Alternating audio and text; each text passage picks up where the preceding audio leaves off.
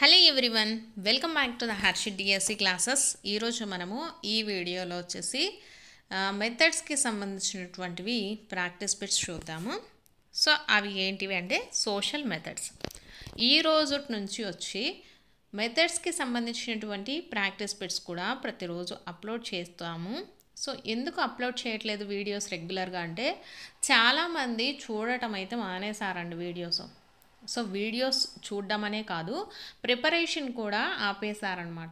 ఎందుకు అంటే మనకు ఎస్సీ వర్గీకరణకు సంబంధించి నోటిఫికేషన్ అనేది డిలే అయితే చేస్తూ ఉన్నారు. సో కాబట్టి మనకు ఏంటంటే నోటిఫికేషన్ రిలీజ్ చేస్తారా చేయరా అనేసి చాలామంది చదవటం కూడా మానేశారు. సో అదైతే తెలుస్తుంది, ఎందుకంటే మనకు వీడియోస్ పెట్టినా కూడా వ్యూస్ అనేవి తక్కువగానే వస్తున్నాయి. సో దాన్ని బట్టి అర్థమైంది ఏంటంటే చాలామంది చదవటం అయితే మానేశారు. సో ఎవరైతే కంపల్సరీ జాబ్ తెచ్చుకోవాలి అనుకున్న వాళ్ళైతే మానద్దండి. ఎందుకంటే మీరు ఇప్పుడు ప్రిపరేషన్ ఆపేశారు అంటే మీకేంటంటే మనకు ఒక 2 మంత్స్లో కానీ 3 మంత్స్లో కానీ ఎస్సీ వర్గీకరణ అయిపోయిన వెంటనే నోటిఫికేషన్ అయితే రిలీజ్ చేస్తారండి. దాదాపుగా 6 ఇయర్స్ నుంచి రిలీజ్ చేయలేదు కాబట్టి వీళ్ళు చెయ్యరు అనుకోవడానికి లేదనమాట. చేయకపోతే మనకు ఎవరు ఊరుకునేదైతే లేదు. కాబట్టి కంపల్సరీ రిలీజ్ అయితే చేస్తారండి. చేసిన వెంటనే మనకు టైం గ్యాప్ అనేది తక్కువగా ఉంటుంది. అప్పుడు ఇంకా టైం పెంచండి, ఇప్పుడు మళ్ళీ పోస్ట్పోన్ చేయండి అని అడగడం కంటే ఉన్న సమయాన్ని సద్వినియోగం చేసుకోవడం మంచిదని నా ఒపీనియన్. సో మీరు చూసుకున్నట్లయితే చాలా వరకు ప్రిపరేషన్ అయితే తగ్గించేశారు. మనకు ప్రిపరేషన్లో భాగంగా ప్రతి ఒక్కటి కూడా అంటే మీకు ఇప్పుడు తెలుగు కానివ్వండి, ఇంగ్లీష్ కానివ్వండి, వీటన్నిటికి సంబంధించి కంటెంట్ వచ్చేసి ప్రతి ఒక్కరూ చదువుతారు. కంటెంట్కి సంబంధించి ప్రతి ఒక్కరూ కూడా చదవడం జరుగుతుందండి. సో కంటెంట్ అనేది చదివినప్పుడు మెథడాలజీ కూడా మనము అంతే ఇంట్రెస్ట్గా చదవాలి. మనకు కంటెంట్తో పోల్చుకుంటే మెథడ్స్కి వచ్చేసి సిలబస్ అనేది చాలా తక్కువ అండి. కంటెంట్ వచ్చేసి మనం 3rd నుంచి 10th వరకు చదవాలి. సో ఇలా చాలా ఉంటుంది కంటెంట్ అనే.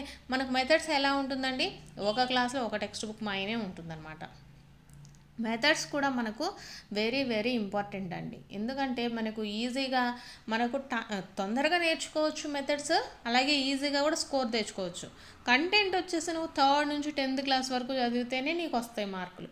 ఇక్కడ మెథడ్స్ చూసుకున్నట్లయితే మనకు సిలబస్ తక్కువ, మార్కులు తక్కువ అనేసి కూడా అంటారు. మార్కులు తక్కువైనప్పటికీ మనం ఇక్కడేనండి గెయిన్ చేసేది. కంటెంట్ ప్రతి ఒక్కరు చదువుతారు. మెథడ్స్ ఎవరైతే క్లియర్గా చదువుతారో వాళ్ళు మెథడ్స్లో కూడా స్కోర్ అయితే చేయగలరు. వాళ్ళు స్కోర్ చేసినప్పుడు మన స్కోర్ని వాళ్ళు ఇంకొంచెం ఎక్కువగా బీట్ చేస్తారు. కాబట్టి ప్రతి ఒక్కరు మెథడ్స్కి కూడా అటువంటి ప్రెఫరెన్స్నే ఇవ్వండి. చాలామంది వచ్చేసి కంటెంట్ అయితేనే చదువుతాము, మెథడ్స్ వచ్చేసి చాలా వరకు ఎవరు చూడట్లేదండి. వాటిని క్వశ్చన్స్ చదివి ఆన్సర్స్ చేసేద్దాంలే అనేసి వెళ్తారనమాట. వాళ్ళు మెథడ్స్లో 1 మార్క్ తెచ్చుకోగలరేమో కానీ ఇచ్చిన క్వశ్చన్స్ అన్నిటికీ కూడా ఆన్సర్ అయితే చేయలేరు. చాలా వరకు చేయలేరండి. మనము చదివేసుకొని అర్థం చేసుకుంటే మెథడ్స్లో ఈజీగా స్కోర్ చేయొచ్చు అనుకొని వెళ్తారు. మెథడ్స్లో అలా ఉండదండి. కంపల్సరీ మనం ప్రతి ఒక్క టర్మినాలజీ చూడాల్సిందే, నేర్చుకోవాల్సిందే. అలా చేసినప్పుడే మనకు మెథడ్స్లో వచ్చేసి మనకు క్వశ్చన్స్ ప్రతి ఒక్కదానికి ఆన్సర్ చేయగలము. కాబట్టి కంటెంట్ మీరు ఎంత ఫోకస్ చేస్తారో మెథడ్స్ కూడా అంతే ఫోకస్ చేయండి. మనము వేరే వాళ్ళతో పోల్చుకుంటే డిఫరెంట్గా చదివినప్పుడు మాత్రమే మనకేంటి ఎక్కువ స్కోర్ అనేది ఉంటుంది. ప్రతి ఒక్కరూ చేసే పని మనం కూడా చేసినట్లయితే మనకు డిఫరెన్స్ అనేది రాదండి. చాలామంది జీకే మీద మనకు ఇది చదవటము కొంచెం కష్టము అనేసి వదిలేస్తారు. కష్టమైనప్పటికీ కూడా ప్రతిరోజు కూడా ఏ రోజు ఆ రోజు అంటే ఈరోజు జరిగిన ఇంపార్టెన్స్ ఏంటి, ఈరోజు ఏమేమి జరిగాయి అనేసి ఇప్పటి నుంచే కొంచెం అలా చదువుకుంటూ పోతే మనకి ఏంటంటే కొంచెం బర్డెన్ తగ్గుతుంది. మనం చదివిన వాటిల్లో కూడా క్వశ్చన్స్ రావచ్చు. అసలే చదవకుండా వెళ్తే మనము ఏ క్వశ్చన్ కూడా అటెంప్ట్ చేయలేమండి. కాబట్టి ప్రతి ఒక్కటి కూడా మనకు ఇంపార్టెంటేనండి, ఏ టాపిక్ అయినా కూడా. కాబట్టి మెథడ్స్ కానివ్వండి, జీకే, కరెంట్ అఫైర్స్, మీకు రేపు టీఆర్టీ పెట్టినా, టెట్ పెట్టినా, డిఎస్సి పెట్టినా ప్రతి ఒక్కటి కూడా చదవాల్సిందే. కాబట్టి చదివే విధానాన్ని మార్చుకొని ప్రతి ఒక్కటి చదవండి. ఇప్పుడు టైం అయితే మనకు చాలా ఇచ్చారు కదా. సో కాబట్టి కంపల్సరీగా టైయాన్ని యూటిలైజ్ చేసుకొని మెథడ్స్ కానివ్వండి, కంటెంట్ కానివ్వండి, జీకే కరెంట్ అఫైర్స్ కానివ్వండి, 9th 10th టాపిక్స్ కానీ చదవండి. ఊరికే టైం అయితే వేస్ట్ చేయొద్దు. ఎవరైతే మేము వేరే జాబ్స్కి వెళ్ళిపోతున్నాము, ఈ నోటిఫికేషన్ అనేది ఎప్పుడు వేస్తారో తెలీదు అన్న వాళ్ళు అయితే మీరు వదిలేసుకొని వేరేది చూసుకోండి. నాకు ఇది తప్ప వేరేది లేదు అన్న వాళ్ళు మాత్రము కంపల్సరీ చదువుకోండి. ఎందుకంటే మీకు ఛాన్స్ లేనప్పుడు ఇంకా ఏం చేయాలి, ఉన్నదే యూటిలైజ్ చేసుకోవాలి. కాబట్టి కంపల్సరీగా చదువుకోండి. ఎవరైతే మేము చెయ్యాలి, చదవాలి, మాకు ఇది తప్ప ఇంకా లేదు అన్న వాళ్ళు మాత్రం ఈ 2 monthsను కూడా యూటిలైజ్ అయితే చేసుకోండి. ఈ 2 months కూడా యూటిలైజ్ చేసుకుంటేనే మీకు 2 months కానీ 3 months కానివ్వండి, మనకు మేకి కంపల్సరీగా పోస్టింగ్ అనేది వస్తుంది అనేసి చెప్తున్నారు. కాకపోతే ఒక 2 నెలలు అటు ఇటు అయినా నెక్స్ట్ ఇయర్లో కంప్లీట్ చేయాల్సిందేనండి. ఎవరు ఊరుకోరు చేయకపోతే, అది మీకు తెలిసిందే.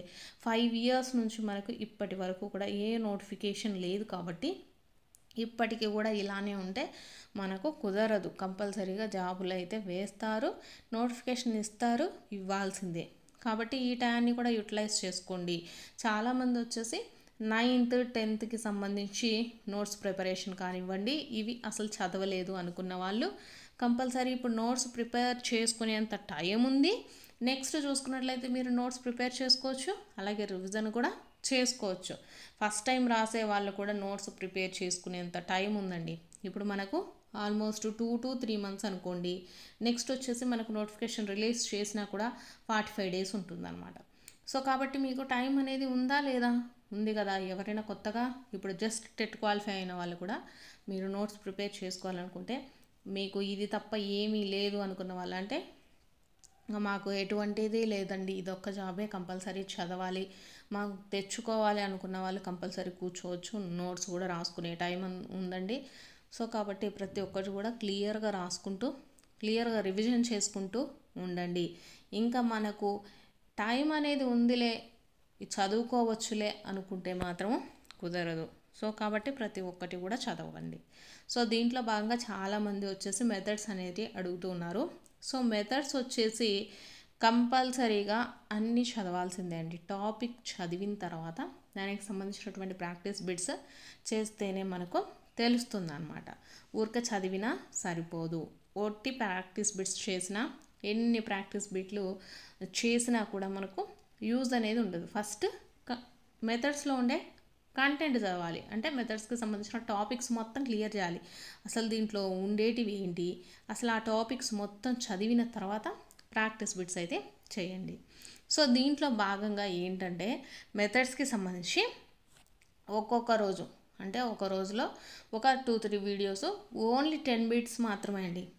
మెథడ్స్కి సంబంధించి మెథడ్స్ ఉంటాయి కదా, మెథడ్స్లో social methodology, science, next English కానివ్వండి, తెలుగు, మ్యాథ్స్, వీటన్నిటిలో జస్ట్ ఓన్లీ 10 minutes అండి.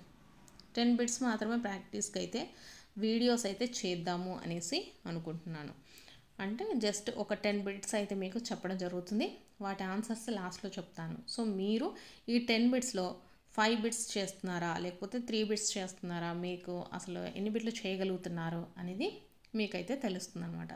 సో మెథడాలజీకి సంబంధించి ఒక ఛాలెంజ్గా, అంటే డే 1లో వచ్చేసి మీకు ఒక 2 కానీ 3 కానీ సబ్జెక్ట్స్ తీసుకొని దాంట్లో ఓన్లీ జస్ట్ 10 minutes మాత్రమే ఉంటాయండి. సో 10 minutes తోటి మీకు వీడియోస్ అయితే చేయడం జరుగుతుంది, ఒక సిరీస్ లాగా. సో కాబట్టి మెథడాలజీ ఎవరైనా ప్రాక్టీస్ చేయాలనుకుంటే జస్ట్ 10 minutes అండి. ఒక వీడియోకి వచ్చేసి జస్ట్ 10 minutes, అంటే ఒక 4 minutes కానీ ఒక 3 minutes వీడియో, 5 minutes కంటే ఇంక ఎక్కువ అయితే ఉండదు, 10 minutes కాబట్టి. సో మీరైతే ప్రాక్టీస్ చేయాలనుకున్న వాళ్ళైతే ప్రాక్టీస్ అయితే చేయండి. నెక్స్ట్ వీడియో నుంచి మీకు మెథడాలజీకి సంబంధించి 10 minutes కింద ఒక 1 week కానివ్వండి, మీకు 10 minutes ఓన్లీ, అంటే మీరు ఎంత ప్రాక్టీస్ చేస్తున్నారు, మీకు ఎంతవరకు గుర్తుంది అనే దానికోసము చేయడం అయితే జరుగుతుంది. మీకు ఇంట్రెస్ట్గా ఉంటే ప్రాక్టీస్ అయితే చేయండి, లేదు అనుకున్న వాళ్ళైతే it's okay, no problem. So మీకు కనుక వీడియో నచ్చితే తప్పకుండా లైక్ చేయండి. నెక్స్ట్ వీడియోలో వచ్చేసి మెథడాలజీకి సంబంధించి డే 1 డే 2 ఛాలెంజ్గా మీకు 10 bits వీడియోస్ అయితే అప్లోడ్ అయితే చేయడం జరుగుతుంది.